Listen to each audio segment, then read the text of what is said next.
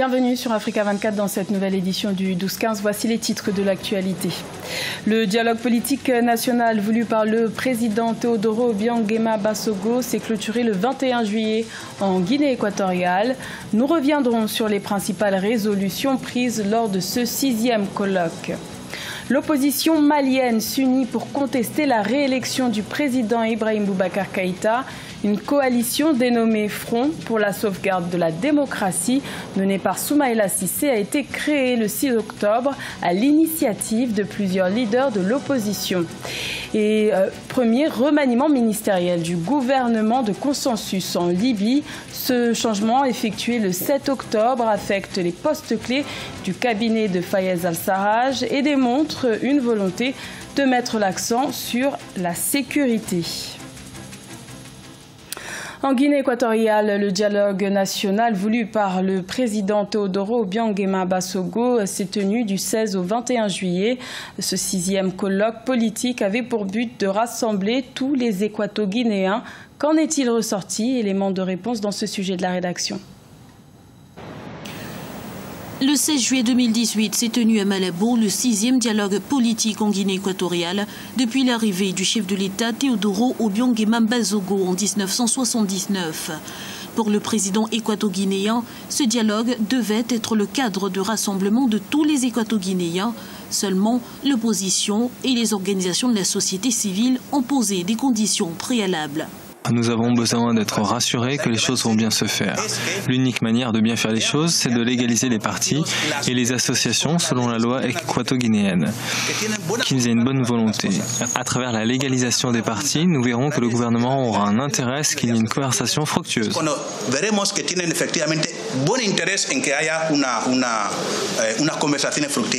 Concrètement, ce 6e dialogue national qui a clos ses travaux le 21 juillet 2018 avait pour objectif de mettre en place une meilleure gouvernance politique, économique pour un mieux-être des équato-guinéens.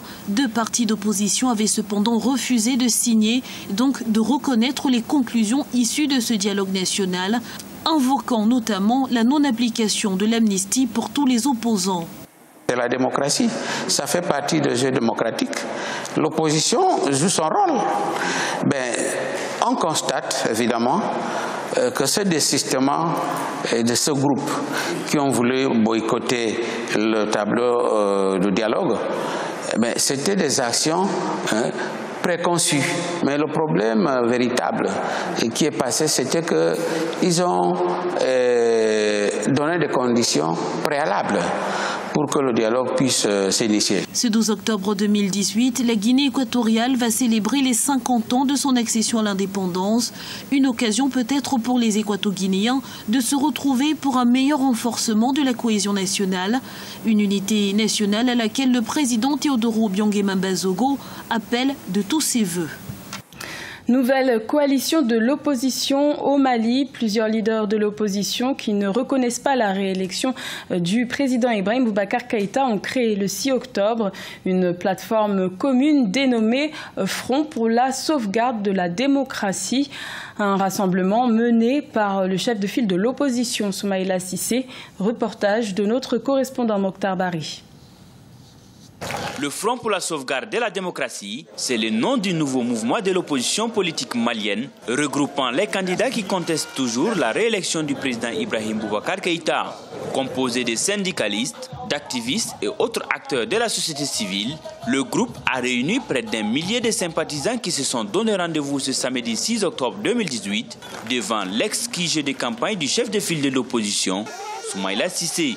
Le Front pour la sauvegarde de la démocratie se fixe comme objectif stratégique rassembler les forces vives des partis, des mouvements politiques, des syndicats, des organisations populaires et celles de la diaspora pour sauvegarder la démocratie contre les dérives du régime en place. Le Front pour la sauvegarde de la démocratie refuse toujours de reconnaître le verdict des urnes à l'issue de la présidentielle. Soumaïla Cissé s'est dit convaincu de la pertinence d'un tel mouvement. C'est notre combat pour notre vie, pour notre avenir, l'avenir de tous les Maliens, de l'intérieur aussi bien que de la diaspora. Notre combat, nous le menons pour honorer nos aînés qui ont bâti notre pays et nous l'ont transmis pour le fortifier et le grandir. Les élections législatives dont le dernier délai de dépôt des candidatures est fixé au 11 octobre 2018 n'est pas à l'ordre du jour de l'agenda de l'opposition. Elle s'est dit plutôt préoccupée par les menaces sécuritaires et les grèves qui paralysent le quotidien des Maliens. Également dans l'actualité, au Nigeria, les deux principales têtes d'affiche à l'élection présidentielle de février 2019 ont commencé à dévoiler les grands axes de leur programme. Le président Muhammadu Buhari a décidé de mettre l'accent sur la lutte contre la corruption, alors que son principal adversaire, l'ancien vice-président Atiku Abubakar, candidat du Parti démocratique populaire, a choisi de se concentrer sur la relance de l'économie en donnant la priorité au secteur privé. En Libye, le chef du gouvernement d'Union nationale, Fayez al-Sarraj, a procédé le 7 octobre à un remaniement au sein de son cabinet. Un remaniement qui implique 4 portefeuilles, dont celui de l'intérieur, alors que Tripoli a été récemment touché par des affrontements entre milices. Corinne Camden. Le chef du gouvernement libyen Fayez al-Sarraj, soutenu par les Nations Unies, a réorganisé dimanche 7 octobre les postes clés de son cabinet. Il a notamment nommé un nouveau ministre de l'Intérieur en la personne de Fathi Ali Bachaga, qui succède ainsi à Abdesalam Achour, qui occupait son poste depuis février 2018.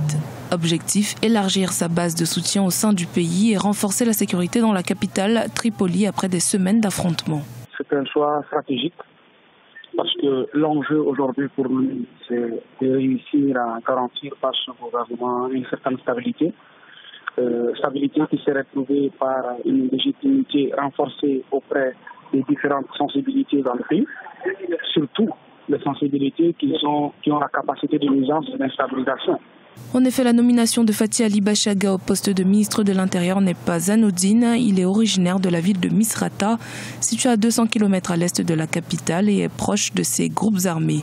De puissantes milices dont certaines ont pris part aux récents affrontements à Tripoli. Le fait de choisir quelqu'un qui soit proche des milices de la zone de Misrata, dont nous connaissons la position stratégique et l'influence importante dans le pays, serait probablement de nature à renforcer la légitimité de son gouvernement, mais surtout la capacité de celui-ci à avoir une mainmise sur les dynamiques sécuritaires au sein du pays. Jusqu'ici, les ministres libyens ont eu du mal à avoir un impact à travers leurs actions, étant donné que le pays est véritablement contrôlé par des groupes armés. La nomination de ce nouveau ministre de l'Intérieur, proche des groupes armés de Misrata, pourrait changer la donne. Également dans l'actualité, les syndicats réunionnais de la fonction publique ont décidé de se mobiliser pour dénoncer la politique d'austérité du gouvernement. Un appel à la grève qui connaît une faible mobilisation par rapport à celle de 2009 pour protester contre la vie chère et pour des hausses salariales. À la découverte de d'idées, une représentation artistique contemporaine présentée à Cotonou au Bénin. Cette pièce est née d'une collaboration entre deux cultures, béninoise et française, et rend hommage aux femmes. Reportage de notre correspondant Leftiono. La pièce contemporaine dénommée Didé valorise les arts visuels et ceux de la scène au Bénin. Didé signifie lève-toi ou debout en langue yoruba. Cette création rend hommage aux femmes béninoises et africaines. Elle est le fruit d'une collaboration artistique professionnelle entre les danseurs de la compagnie multicorps du chorégraphe danseur béninois Marcel Befa et l'artiste performeuse française Sarah Trouche. Ils ont porté ce masque et ils ont travaillé aussi sur des qualités qui peuvent être attribuées aux femmes, des qualités de mouvement.